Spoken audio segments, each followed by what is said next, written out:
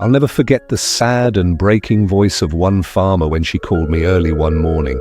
She had woken up expecting to see his broilers rush to the feeders with energy, but instead, the first thing she saw were lifeless bodies scattered across the floor. Some birds were gasping with open mouths, others were so weak they could barely move, and a few were lying flat with wings stretched out as if they had given up. If you have ever walked into your chicken house to find this kind of scene, then you know how it feels.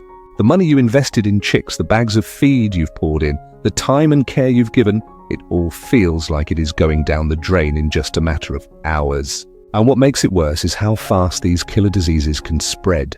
Today, I want to open your eyes to something most farmers don't realize. You don't always have to run to expensive drugs or wait for a vet who may never show up on time.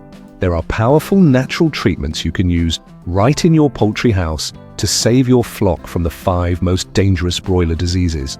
By the end of this video, you will know which these diseases are, exactly how to fight them, prevent them from coming back, and protect your profits with simple organic remedies right in your kitchen and growing on your garden.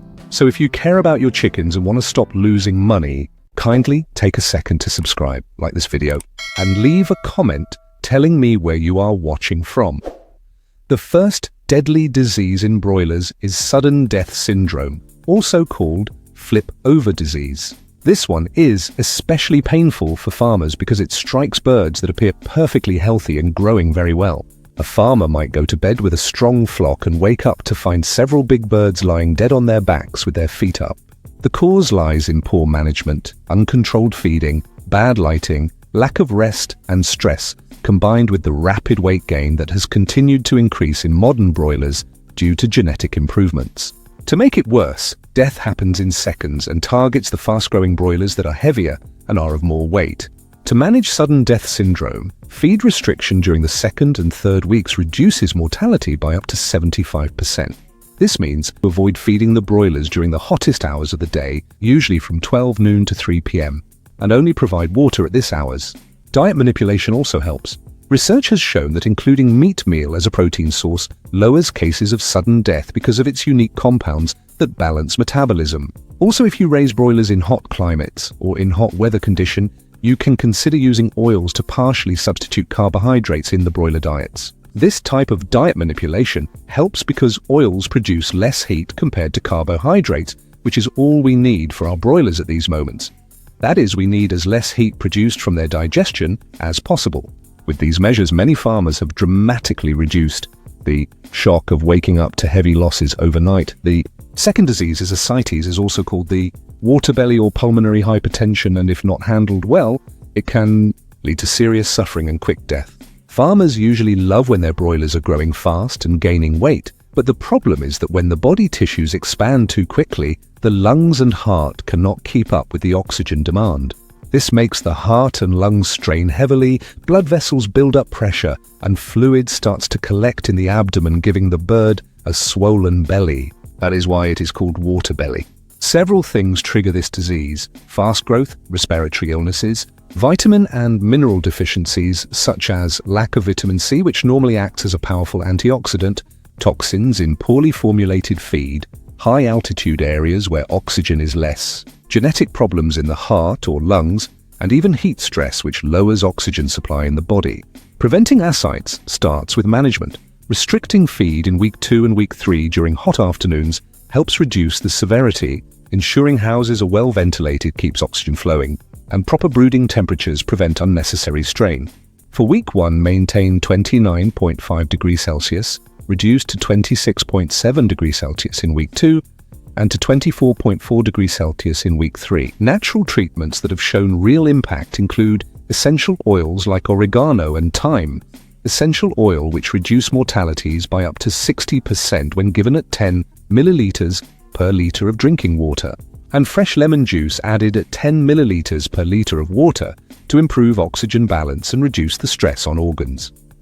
What sets apart millionaire poultry farmers from normal farmers? One thing: Feed formulation. You've probably heard that making your own poultry feeds is cheaper and more profitable, but when you go online, all you find is scattered information, complicated software, and people talking theory instead of showing you how it's actually done. That's exactly why we at Agribusiness Insider spent the last 8 months creating something no one else has, a complete poultry feed formulation course designed to take you from zero knowledge to formulating professional broiler and layer feeds in just 1 weekend. You'll get 5 easy-to-understand modules that explain everything from ingredient selection and nutrient balancing to actual feed mixing. You'll also receive our powerful Excel-based feed formulation software with over 80 preloaded ingredients. Just key in your data and get instant feed formulas customized for your chickens. And because we believe in hands-on practical learning, we've added 8+ step-by-step video tutorials and a software operation guide, so you'll never get stuck at any point. Believe me, we have checked, and there is nothing like this that exists anywhere on the internet. Now, for a limited time, you can get 15% off the full package and gain free access to our future live feed formulation webinars,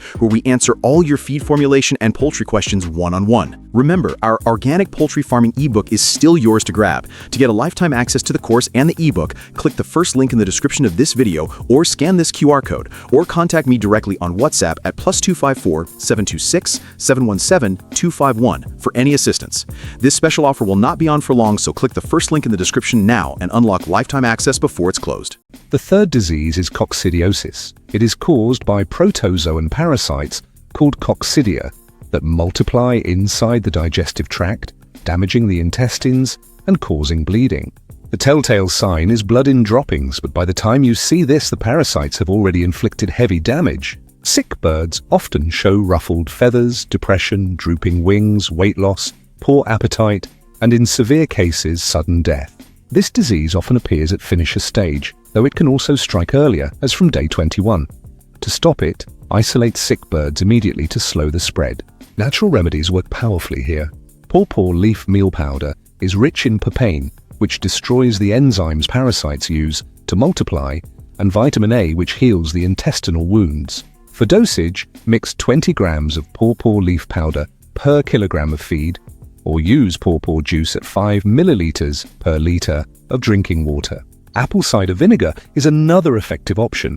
It acidifies the gut, making it hostile for the parasites. Add 5 milliliters per liter of drinking water. Aloe vera gel, a true all-rounder, soothes intestines, fights parasites, and boosts healing. Mix 25 milliliters per liter of drinking water. If you can find all these 3, you can use them together to not only treat outbreaks but strengthen the gut so birds recover faster and future cases are less severe. The fourth disease is Newcastle disease, feared worldwide because of how fast and deadly it is. This viral disease comes in 2 forms. The acute form wipes out entire flocks within hours to days and can only be prevented through vaccination.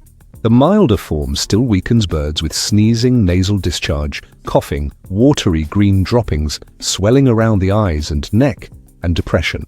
In advanced cases, you may see twisted necks, paralysis, or tremors. Vaccination is mandatory, but natural remedies provide crucial support. One treatment combines red pepper, wood ash, aloe vera leaves, and water, prepared into a herbal mix that is then given at 150 milliliters per liter of drinking water for 4 days.